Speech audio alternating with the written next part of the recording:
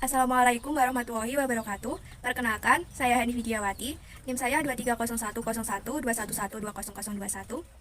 Saya dari kelas peternakan A dan dari kelompok 4.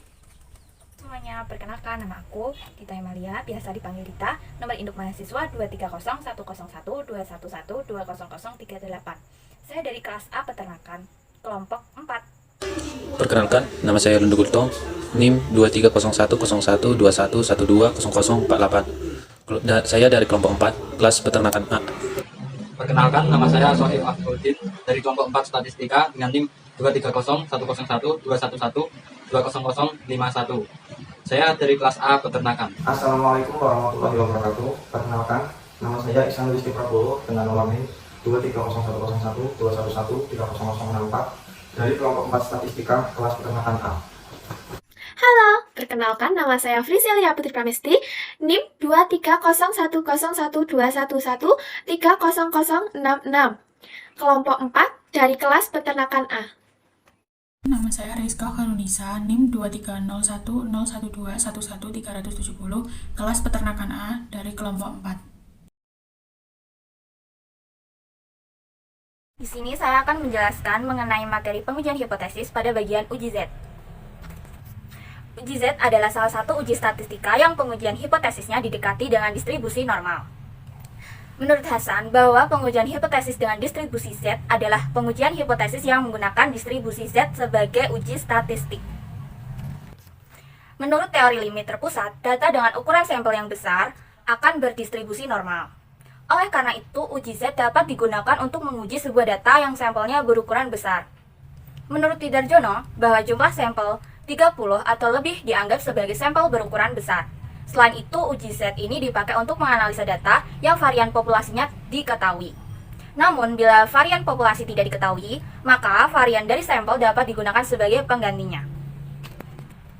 Nah, kriteria pengujian uji Z itu ada 4. Yang pertama yaitu data berdistribusi normal, yang kedua varian tau kuadrat diketahui, yang ketiga ukuran sampel N besar lebih dari sama dengan 30, dan yang terakhir yang keempat yaitu digunakan hanya untuk membandingkan dua buah observasi. Uji dua pihak. Uji hipotesis proporsi dua pihak populasi adalah pengujian dua proporsi yang masing-masing proporsi tersebut berasal dari dua populasi yang berbeda serta independen. Pengujian dua proporsi digunakan ketika akan membandingkan apakah proporsi pada populasi pertama lebih kecil, sama, atau lebih besar dibandingkan proporsi pada populasi kedua. Menurut Cahyo tahun 2018 berpendapat bahwa beberapa alat statistik klasik yang digunakan untuk menguji hipotesis perbedaan dua proporsi diantaranya adalah uji exact Fisher, uji Chi kuadrat Pearson dengan koreksi Yates, dan uji dengan pendekatan normal. Sedangkan menurut pendapat dari PAMGIA tahun 2017 menyatakan bahwa uji exact Fisher didasari pada distribusi hipergeometrik dan digunakan untuk jumlah sampel ukuran kecil, yaitu kurang dari 20. Uji Z satu pihak. Hipotesis merupakan asumsi ataupun sebuah dugaan mengenai suatu hal.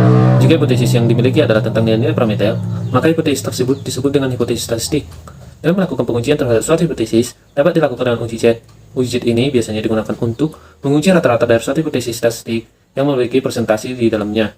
Hal ini sesuai dengan pendapat R. Karyadinata yang mengatakan bahwa uji Z dapat digunakan untuk menguji hipotesis dalam penelitian suatu perlakuan yang menggunakan persentase. Dalam uji Z sendiri terdapat dua jenis uji Z, yaitu uji Z satu pihak dan uji Z dua pihak. Semisal, populasi berdistribusi normal dengan rata-rata dan simpang baku akan diuji mengenai parameter rata-rata atau mu. Menurut Sukardi, bahwa diambil sebuah sampel acak berukuran M, lalu nilai statistik berupa rata-rata X dan simpang baku S, maka langkah-langkah pengujian adalah A. Simpang baku atau tahu diketahui. Untuk pasangan hipotesis 0 banding mu sama dengan mu 0, lalu hipotesis alternatif banding mu lebih kecil dari mu 0, di mana hipotesis 0 ditolak jika Z lebih kecil atau sama dengan negatif 0,5 dikurang alfa, dengan Z 0,5 kurang alfa didapat dari daftar distribusi normal baku menggunakan peluang 0,5 min alfa. Lalu untuk pasangan hipotesis 0 banding mu sama dengan mu 0, hipotesis alternatif banding mu sama dengan mu 0. Dengan mu 0 sebuah harga yang diketahui digunakan statistik, Z sama dengan X bar kurang mu 0 dibagi simpang baku per akar N, di mana simpang hipotesis 0 ditolak jika Z lebih besar atau sama dengan Z 0,5 kurang alfa, dengan Z 0,5 kurang alfa didapat dari daftar distribusi normal baku menggunakan peluang 0,5 alfa. Lalu B, simpangan baku atau tidak diketahui. 1. Untuk pasangan hipotesis 0 banding mu sama dengan mu 0, hipotesis alternatif banding mu lebih besar dari mu 0. Karena simpangan baku tidak diketahui, maka ditaksir dengan nilai simpangan baku S yang dihitung dari sampel, maka statistik yang digunakan Z sama dengan X bar kurang mu 0 per S per akar N, dengan dekat sama dengan N kurang 1 dengan peluang 1 kurang alfa. Maka hipotesis 0 ditolak jika lebih besar atau sama dengan D1 kurang alfa. Lalu yang kedua, untuk pasangan hipotesis 0 banding mu sama dengan mu 0, hipotesis alternatif banding mu lebih besar dari mu 0. Karena simpangan baku tidak diketahui, maka ditaksir dengan nilai simpangan baku S yang dihitung dari sampel. Maka statistik yang digunakan Z sama dengan X bar kurang mu 0 dibagi S per akar N, dengan DK sama dengan N kurang 1 dengan peluang 1 kurang alfa. Maka hipotesis 0 ditolak jika lebih kecil dari T1 kurang alfa. Uji T sampel independen. Sampel bebas adalah sampel yang keberadaannya tidak saling mempengaruhi satu sama lain. Menurut Kadir pada tahun 2015 bahwa sampel bebas juga diartikan sebagai dua sampel yang saling tidak berkorelasi atau independen. Misalnya kinerja karyawan laki-laki tidak mempengaruhi kinerja karyawan wanita dan sebaliknya. Menurut Agus pada tahun 2015 bahwa uji T sampel independen digunakan untuk menguji hipotesis tentang perbedaan dua populasi atau lebih yang masing-masing kelompok sampelnya independen terhadap kelompok sampel lain. Data yang diperlukan untuk alat uji T adalah data numerik dalam bentuk rasio dan interval. Jumlah data yang diperlukan adalah sampel kecil yaitu N kurang dari 30. Rumus pengujian uji T untuk varian sama.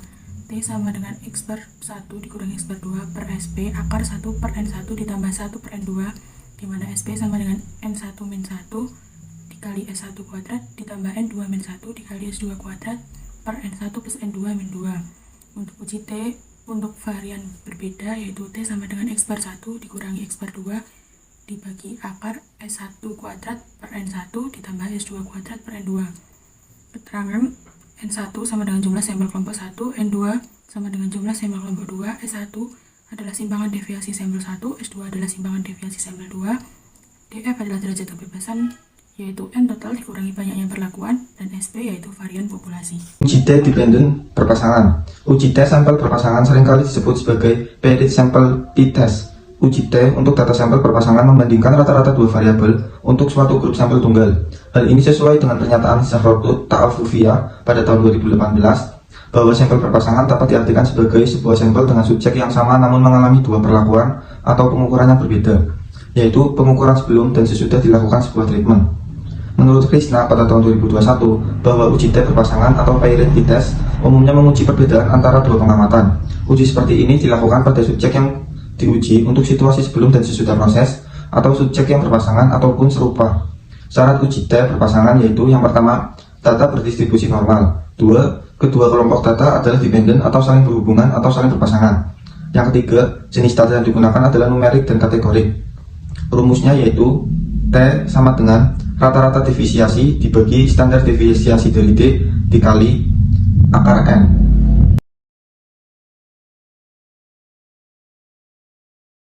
Contoh soal 1. Informasi-informasi berikut ini diperoleh dari dua sampel independen dari dua buah populasi.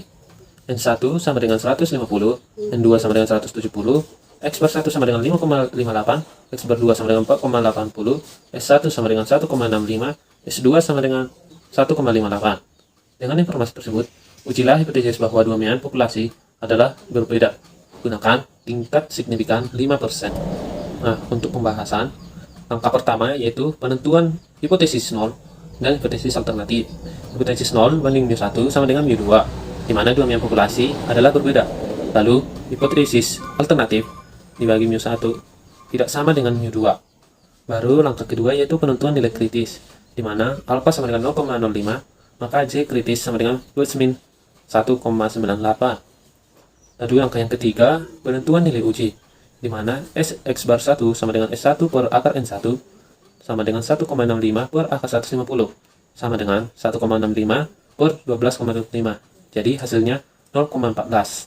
Lalu Yang kedua, S X bar 2 sama dengan Sn per akar N2 sama dengan 1,58 per akar 170 sama dengan 1,58 per 13,04. Ya, hasilnya yaitu 0,12.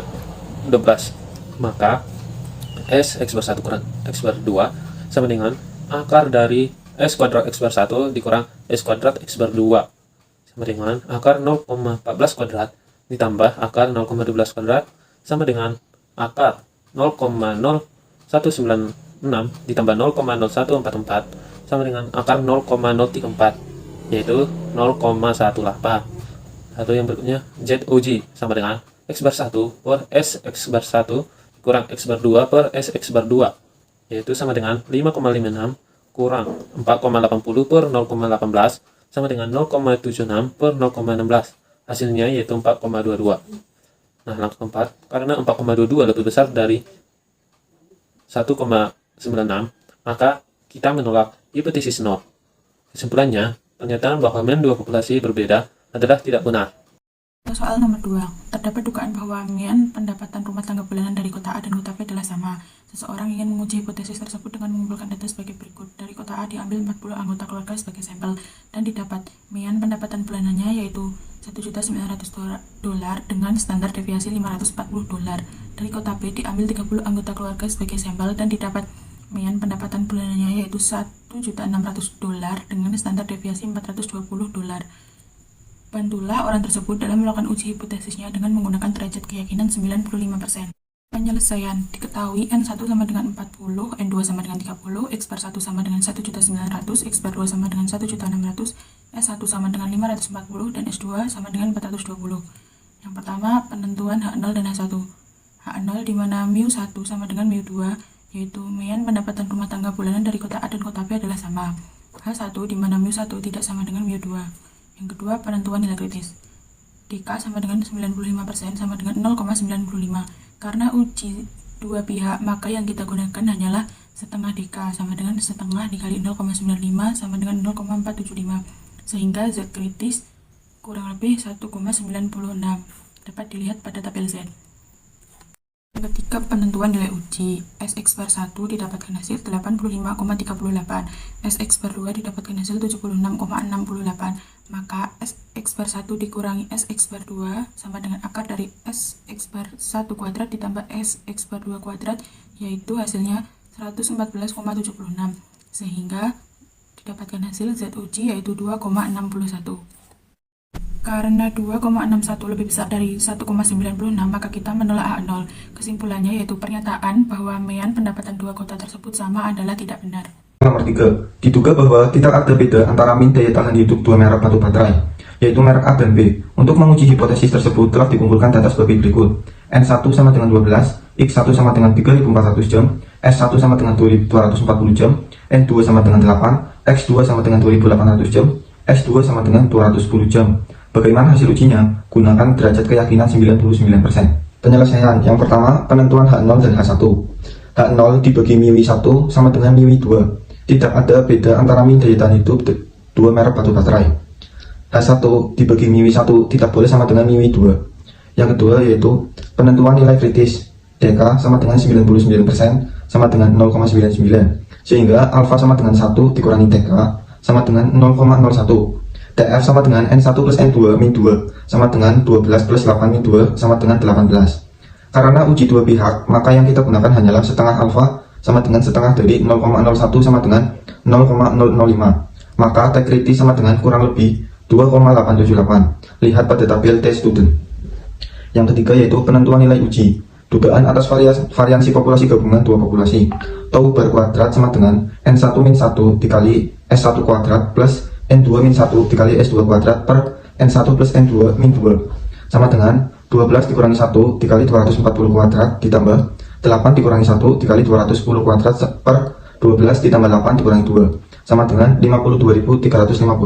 Selanjutnya standar deviasi sampling, yaitu tau bar rata-rata 1 dikurangi rata-rata 2 sama dengan akar tau bar kuadrat per N1 ditambah tau bar kuadrat per N2, yaitu akar dari 52.350 per 12 ditambah akar dari 52.350 per 8. Hasilnya yaitu akar 10.906,25 menjadi 104,43, sehingga T uji sama dengan rata-rata 1 dikurangi rata-rata 2 per atau rata-rata 1 dikurangi rata-rata 2 sama dengan 3.400 dikurangi 2.800 per 104,43. Jadinya 600 per 104,48, hasilnya yaitu 5,746.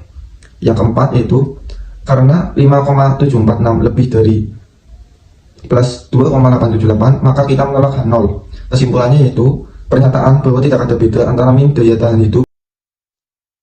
Soal nomor 4. Proses pembuatan barang rata-rata menghasilkan 15,7 unit per jam. Hasil produksi mempunyai varians 2,3. Metode baru diusulkan untuk menggantikan yang lama jika rata-rata per jam menghasilkan paling sedikit 16 buah. Untuk menentukan apakah metode diganti atau tidak, metode baru dicoba 20 kali dan ternyata rata-rata per jam menghasilkan 16,9 buah. Pengusaha bermaksud mengambil resiko 5% untuk menggunakan metode baru apabila metode ini rata-rata menghasilkan lebih dari 16 buah. Apakah keputusan si pengusaha? Jawabannya yaitu yang pertama, menentukan hipotesis.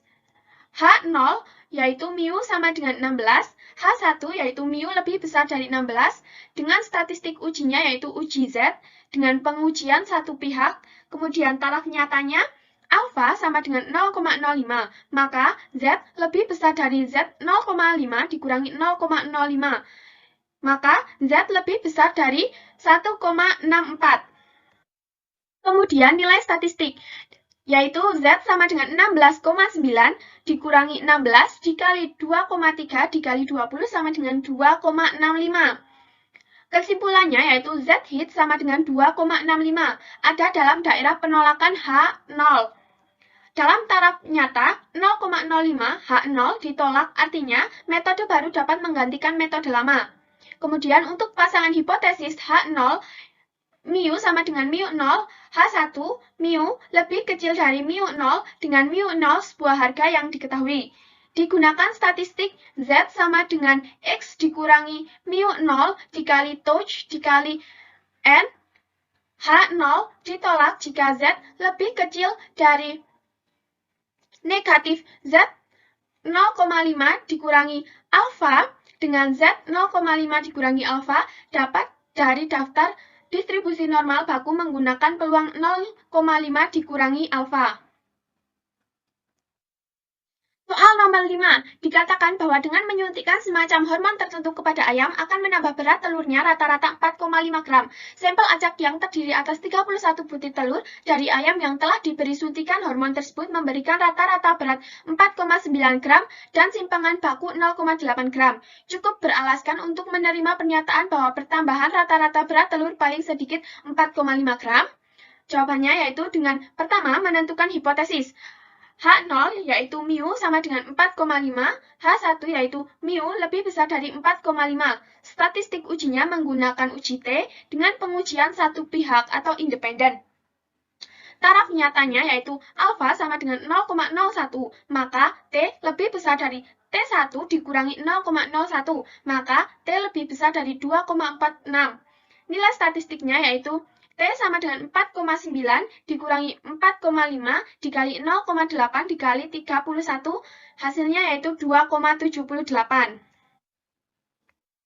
Kesimpulan T hit sama dengan 2,78, ada dalam daerah penolakan H0.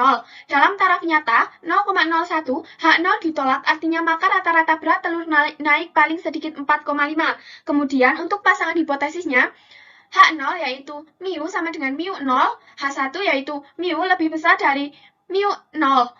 Karena simpangan baku tidak diketahui, maka ditaksir dengan nilai simpangan baku yang dihitung dari sampel. Maka statistik yang digunakan yaitu T sama dengan X dikurangi mu 0 dikali S dikali N dengan DK yaitu N dikurangi 1 dengan peluang yaitu 1 dikurangi alfa. Maka H0 ditolak jika lebih kecil dari negatif T1 dikurangi alfa. Selanjutnya soal nomor 6, yaitu seorang kepala puskesmas menyatakan bahwa rata-rata per hari jumlah kunjungan pasien adalah 20 orang.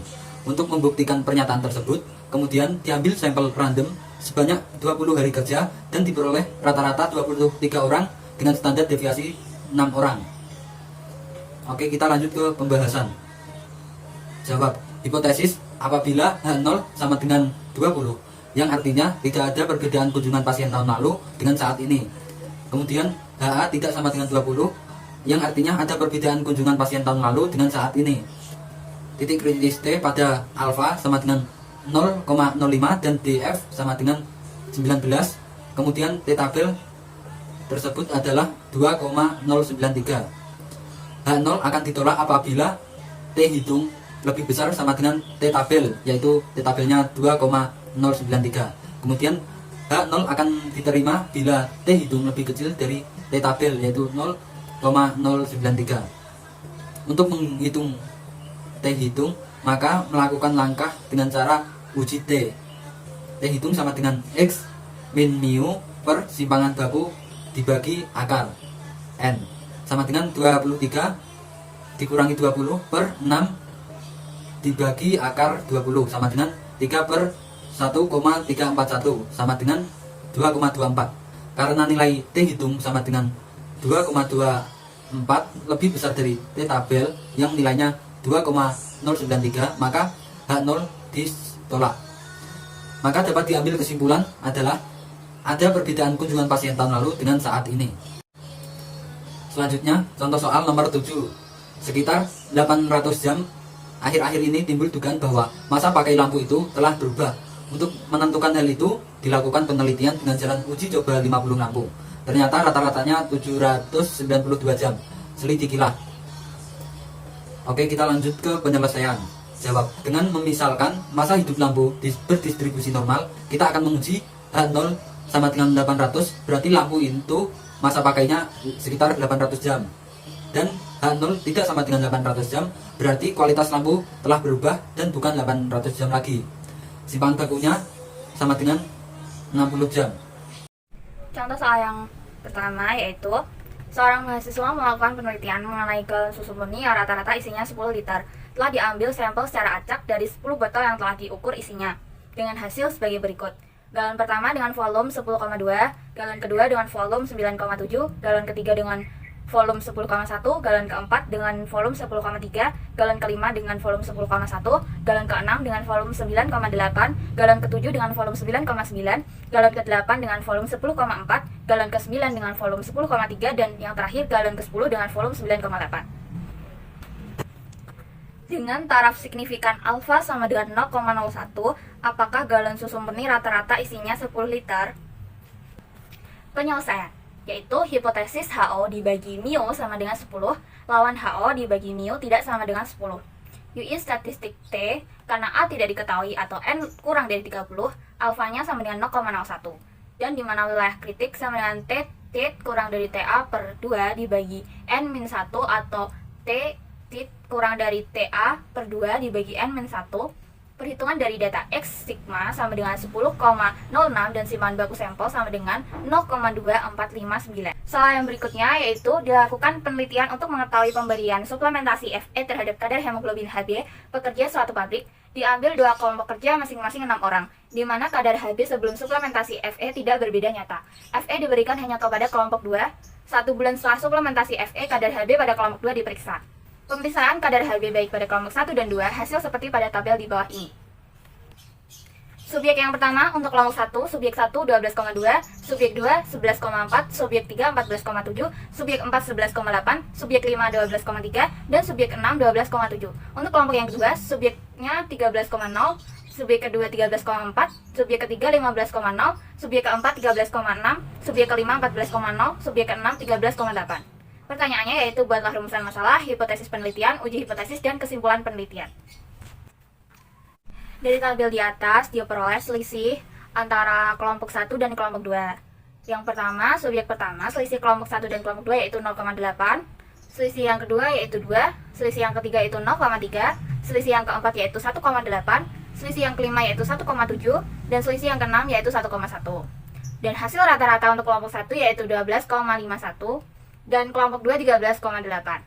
Rumusan masalahnya yaitu apakah pemberian suplementasi Fe berpengaruh terhadap kadar hemoglobin pada pekerja suatu pabrik. Hipotesis penelitiannya yaitu hipotesis yang dipilih adalah hipotesis kerja atau alternatif 2 arah atau 2 ekor. Dan pemberian suplementasi Fe berpengaruh terhadap kadar hemoglobin bekerja suatu pabrik.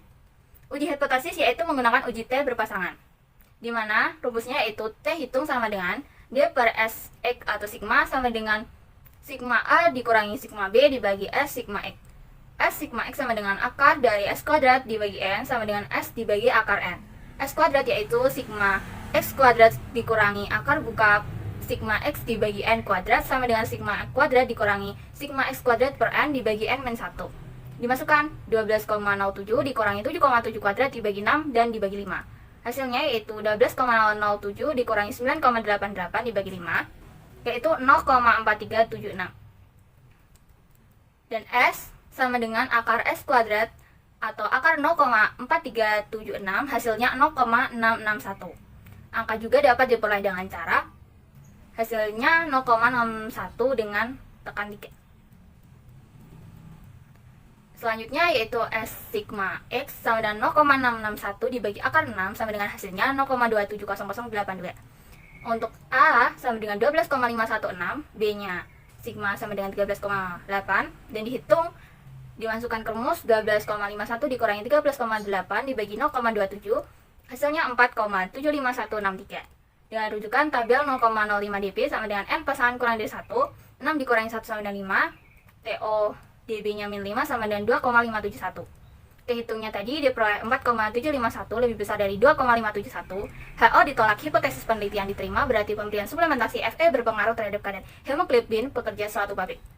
Kesimpulan penelitiannya yaitu pemberian suplementasi Fe berpengaruh terhadap kadar hemoglobin bekerja suatu pabrik.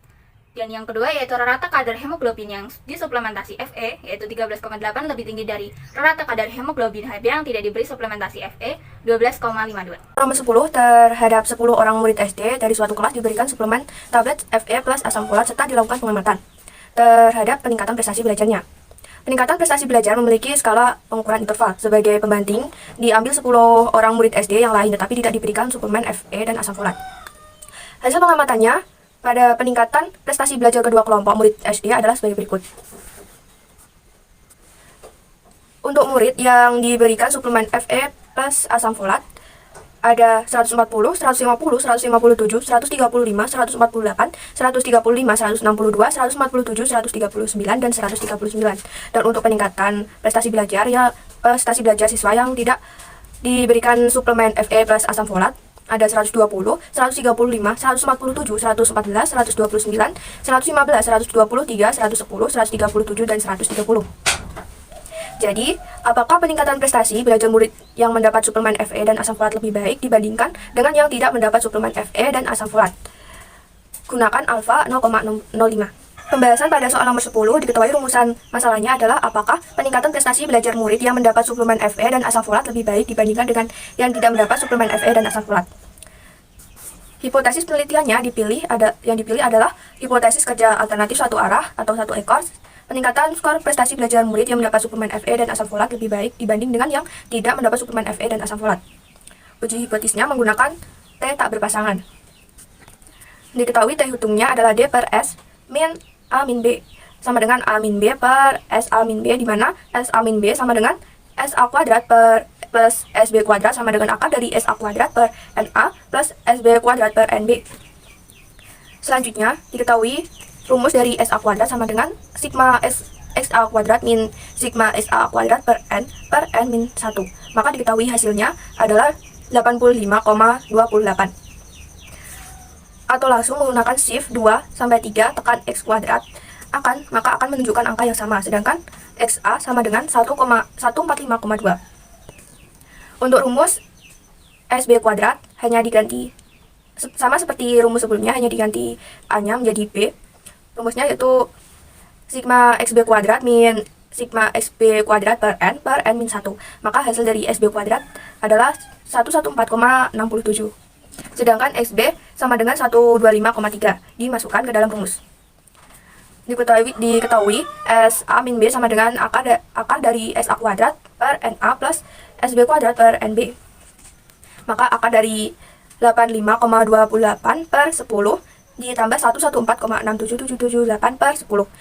Maka akar dari 199,96667 per 10 hasilnya akar dari akar dari 19,9966 adalah 4,471763,262. Dan untuk T hitungnya ada 4,450. Dengan rujukan T tabel adalah 0,05 dB sama dengan NA-1 plus NB-1 hasilnya 18 dari 9 plus 9. T 0,05 dB-nya 18 satu arah, H5 sama dengan 1,7341. Diketahui T hitungnya 4,38647001 lebih besar daripada 1,7341, maka H0 ditolak hipotesis penelitian. Diterima, berarti penelitian skor prestasi belajar murid yang mendapat suplemen Fe dan asam folat lebih baik dibandingkan dengan tidak mendapat suplemen Fe dan asam folat. Kesimpulan dari penelitiannya, peningkatan skor prestasi belajar murid yang mendapat suplemen Fe dan asam folat sebanyak 1,45,5 lebih baik dibandingkan dengan yang tidak mendapat suplemen Fe dan asam folat sebanyak 125,3. Persoalan ini adalah T2 ekor atau arah, maka rumusan masalahnya, apakah pemberian suplemen tablet Fe plus asam folat berpengaruh terhadap peningkatan skor prestasi belajar siswa? Maka hipotesis yang dipilih adalah hipotesis kerja alternatif dua arah atau ekor, dan pemberian suplemen tablet Fe plus asam folat berpengaruh terhadap peningkatan skor prestasi belajar siswa. Uji hipotesisnya yaitu menggunakan uji T tak berpasangan. Perhitungannya sama. Tapi untuk rujukan T tabel dua arah, rujukan dengan T tabel 0,05 dB sama dengan NA-1 plus NB-1. Hasilnya 18 dari 9 plus 9. Dan untuk T 0,05 dB-nya 18 dua arah, hal 7 sama dengan 2,101. Dan untuk T hitungnya diketahui ada 4,38647001 lebih besar daripada 2,101, maka H0 ditolak, hipotesis penelitian diterima. Berarti pemberian suplemen tablet Fe dan asam folat berpengaruh terhadap peningkatan skor prestasi belajar siswa. Jadi kesimpulan penelitiannya adalah pemberian suplemen tablet Fe plus asam folat berpengaruh terhadap peningkatan skor prestasi belajar siswa. Dan yang kedua, peningkatan skor prestasi belajar siswa yang diberi suplemen Fe plus asam folat sebanyak 145,5 lebih tinggi daripada yang tidak diberi suplemen tablet Fe plus asam folat sebanyak 125,3. Soal nomor 11. Diketahui sebuah penelitian memiliki tujuan ingin mengetahui apakah terdapat perbedaan waktu yang dibutuhkan perawat untuk memasang infus sebelum dan sesudah mengikuti pelatihan. Karena itu, peneliti mengambil sampel acak terhadap 10 orang perawat. Berikut adalah waktu yang dibutuhkan seorang perawat saat memasang sebelum dan sesudah mengikuti pelatihan. Data dihitung dalam menit. Untuk perawat sebelumnya, datanya ada 6, 8, 7, 10, 9, 7, 6, 7, 9, 8. Dan untuk sesudah ada 5, 6, 7, 8, 8, 7 menit, 6 menit, 7, 9, dan 7 menit. Diketahui bahwa hipotesisnya H0, mu1 sama dengan mu2, dan HA, mu1 tidak sama dengan mu2. Titik kritis uji nilai T tabel pada alfa sebanyak 0,05 dan di F-nya 9A sama dengan 2,26. Selisih waktu sebelum dan sesudahnya. Pada sebelum ada 6, 8, 7, 10, 9, 7, 6, 7, 9, 8. Dan data untuk sesudahnya ada 5, 6, 7, 8, 8, 7, 5, 7, 9, 7. Jadi selisihnya dari 6 min 5 sama dengan 1, 8 min 6 sama dengan 2, 7 min 7 sama dengan 0, 10 min 8 sama dengan 2, dan 9 min 8 sama dengan 1, dan 7 min 7, 0, 6 min 5, 1, 7 min 7, 0, 9 min 9, 0, dan 8 min 7 sama dengan 1. Dari data tersebut diketahui D-nya 8 per 10, hasilnya adalah 0,8. Dan standar defisiasinya 10 kali 106 dikurangi 64 dibagi 10 min 10 min 1. Hasilnya standar defisiasinya adalah 3,33. Dan untuk T hitung, rumusnya adalah D per S per akar dari N. T hitung, diketahui T hitungnya D-nya adalah 0,8 per S-nya 3,33 per N-nya sebanyak 10 yaitu akar 10, maka hasil dari T hitungnya adalah 0,76. Nilai T hitung ada 0,76 kurang dari 2,26. Maka T tabelnya HO-nya diterima. Jadi kesimpulan dari soal nomor 11, tidak ada perbedaan waktu yang dibutuhkan perawat untuk memasang infus dan sebelum mengikuti pelatihan dan sesudah mengikuti pelatihan. Kesimpulan, dari materi yang telah disampaikan di atas dapat disimpulkan bahwa materi yang berjudul hipotesis merupakan suatu pernyataan atau pendapat sementara yang masih lemah atau kurang kebenarannya, sehingga masih perlu dibuktikan, atau dugaannya yang bersifat masih sementara. Uji hipotesis berisi uji Z dua pihak, uji Z satu pihak, uji T sampel independen, dan uji T sampel dependen. Terima kasih.